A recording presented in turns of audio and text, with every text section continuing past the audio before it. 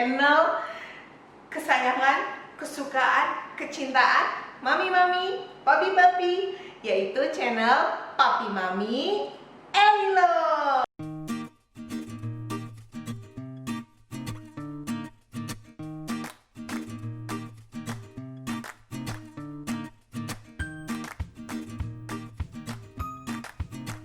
Papi Mami Elilo.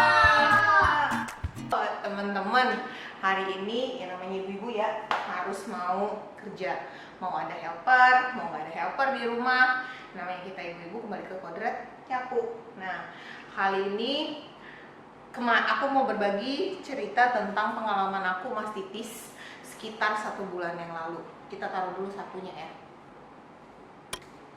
Kok ikut? Nggak usah, ikut saya sini.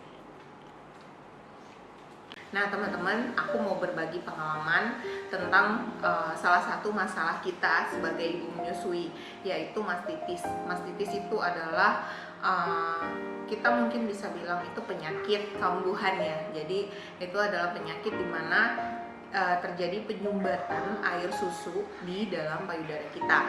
Nah, apa yang menjadi penyebabnya? Mungkin penyebabnya yang paling utama adalah konsistenan kita dalam menyusui. Awal-awal aku menyusui anakku yang ketiga, BBL, itu memang semangat banget, semangat. Nah, waktu itu aku udah penuh, aku nyimpan susu untuk dia penuh, kulkasku penuh, sampai aku beli kulkas ASI baru, terus itu juga sudah penuh. Terus aku juga nitipin ASI aku di tempat mertuaku, itu juga sudah penuh. Terus aku juga open donasi juga sudah aku lakukan, tapi ASIku masih tetap saja banyak, dia oversupply. Nah akhirnya karena udah jadinya bawaanku males untuk mompa. Ini jelek ya teman-teman, apalagi kalau aku harus pergi keluar dari rumah, pergi kemana, nyetir sendiri, itu sesuatu hal yang capek banget untuk dilakukan kalau kita harus mikirin lagi mompa susu. Jadi bandelnya aku sering kayak begitu. Sampai pernah lah 1 bulan yang lalu aku nggak mompa selama 6 jam. Jadi aku lagi pergi keluar rumah, sampai di rumah sih 6 jam kemudian aku mompa, tapi udah keburu sakit. Jadi dalam keadaan PD ku tuh dua-duanya udah sakit keras dan bergerinjal-gerinjal gitu. Nah pas aku baca itu adalah gejala mastitis, dimana mastitis itu punya grade-grade. Ada grade yang setelah kita pompa langsung sembuh, ada grade dimana kita harus sampai meriang baru kita pompa berkali-kali baru bisa sembuh. Ada grade dimana mau kita pompa segimanapun itu udah nggak akan bisa sembuh, dan satu-satunya cara itu adalah dengan operasi disedot gitu. Amit-amit ya teman-teman ya.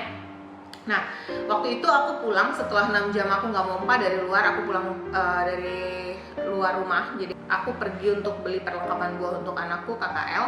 Jadi pas sampai rumah udah keras nih, posisi udah keras, aku mompa keluarnya itu nggak banyak, padahal posisi PD ku tuh keras banget. Aku mompa, terus yang keluar hanya sekitar 80 di kanan dan 80 di kiri, dan keadaan payudaraku itu masih tetap keras gitu.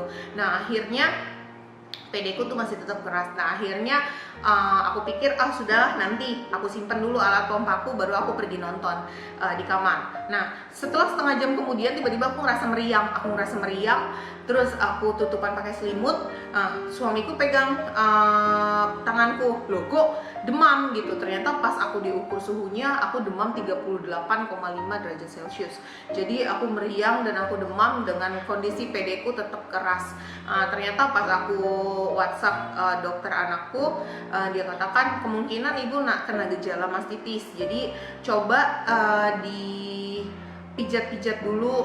Nah teman-teman, di sini aku mau berbagi bagaimana caranya supaya mastitis kita, kalau masih gejala atau masih di grade awal, kita bisa menghindari mastitis yang penyumbatannya parah. Nah kalau misalnya kita, pertama-tama teman-teman, kalau misalnya kita sudah mulai keras, terus habis itu kita pompa nggak bisa, kita coba untuk dipijat.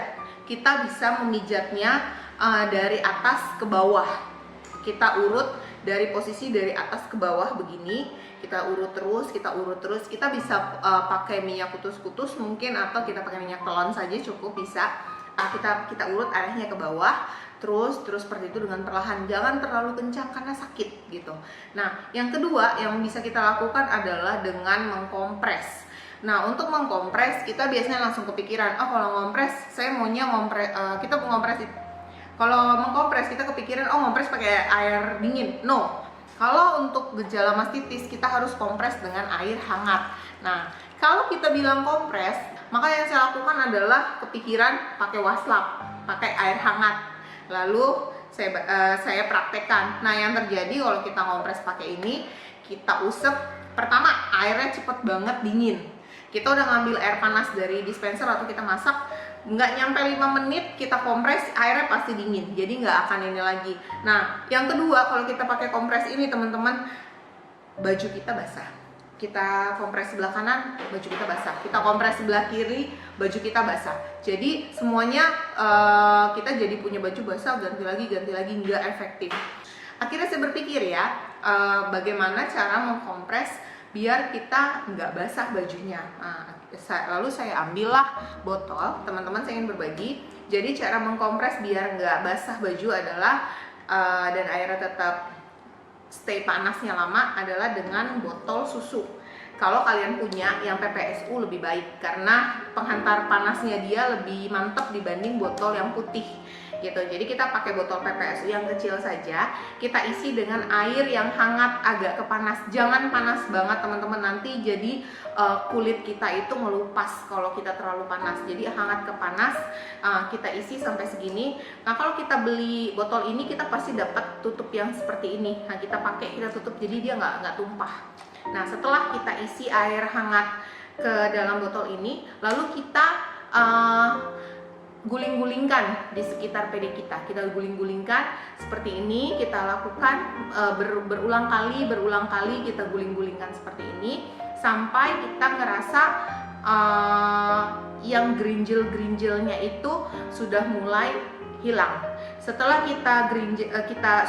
setelah kita gulingkan gini, kita kompres, kita pompa. Cara memompanya teman-teman bisa pakai power pumping. Pompa 10 menit, habis itu stop, kita kompres lagi. Terus habis itu 10 menit kita kompres, kita pompa lagi 10 menit. Terus habis itu kita kompres lagi 10 menit, kita pompa lagi 10 menit, kita kompres 10 menit selama 1 jam.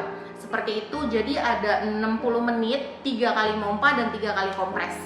Nah, setelah 1 jam istirahat dulu teman-teman. Karena udah terlanjur demam, waktu itu saya minum Panadol 1 buah. Itu boleh karena Panadol biru itu masih diperbolehkan untuk ibu menyusui. Jadi saya minum, terus habis itu saya lakukan. Terus kita istirahat sekitar 3 jaman.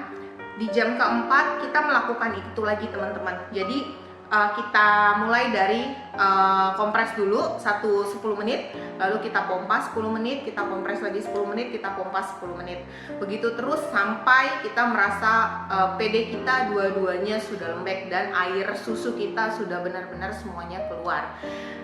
Mastitis adalah penyakit yang nggak boleh teman-teman biarkan karena penyumbatan itu tidak baik untuk PD kita. Karena kalau kita biarkan dia nggak akan mencair sendiri teman-teman, dia akan terus tersumbat dan akhirnya menjadi lebih kental.